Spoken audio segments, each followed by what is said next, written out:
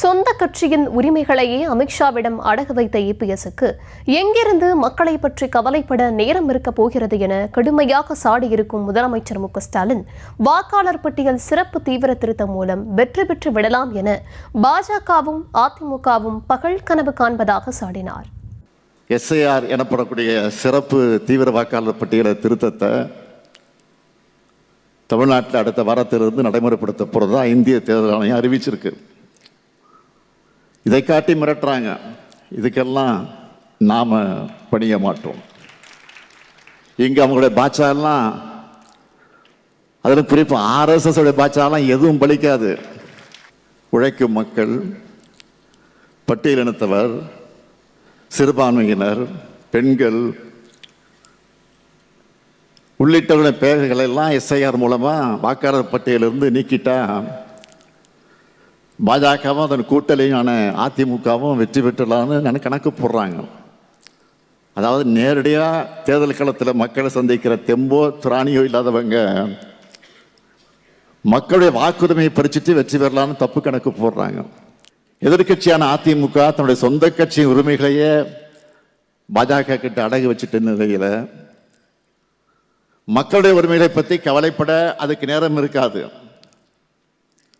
ஒவ்வொரு வாக்குச்சாவடியிலும் மக்களின் உரிமைகளை காக்க வேண்டியவர்கள் திமுகவினரும் தோழமை கட்சியினர் தான் என்பதை மீண்டும் நினைவூட்டுகிறேன். 2021ஆம் ஆண்டு நடைபெற்ற தேர்தல் தமிழ்நாட்டை கொத்தடிமை அதிமுக கூட்டத்திலிருந்து மீட்ட தேர்தல். 2026 தேர்தலின் போது தமிழ்நாட்டை பாஜக அதிமுக கும்பலிடமிருந்து பாதுகாப்பதற்கான தேர்தல்.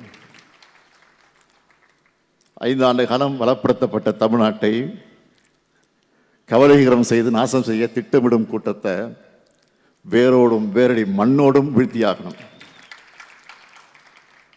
எதிர்கட்சி தலைவராக இருக்கக்கூடிய பழனிசாமி அவர்கள் பெயரளவுக்காவது திராவிட கட்சியாக இருந்த அந்த கட்சியை அமித்ஷா கிட்ட விழுந்து சரண்டர் பண்ணிட்டாரு. அந்த கூட்டணியை தமிழ்நாட்டு மக்களும் விரும்பலை, அவங்க கட்சிக்காரங்களும் விரும்பலை. அதனால மற்ற கட்சியினரும் அந்த கூட்டணிக்கு போகலை. சொல்லிக்கிட்டே இருந்தாங்களா, விசிகா வராங்க, கம்யூனிஸ்டுகள் வராங்க, காங்கிரஸ் வராங்கன்னு தினமும் சொல்லி பார்த்தார். ஆனால் யாரும் அங்கே போகலை. மக்களும் அவர் பேசுகிறத நம்ப தயாராக இல்லை. தமிழ்நாட்டுக்கு எதிராக கூட்டணி அமைச்சிருக்கக்கூடிய அவருடைய சந்தர்ப்பாதத்தை மக்கள்கிட்ட எடுத்து சொல்லி அவங்களுடைய நம்பிக்கையை பெற்று அதை நம்ம கூட்டணிக்கான வாக்குகளாக மாற்றணும். அந்த கடமையும் பொறுப்பும் உங்களுக்குத்தான் இருக்கு. திராவிட முன்னேற்றக் கழகம் 7வது முறையும் ஏற்றமிகு ஆட்சியை அமைக்கணும்.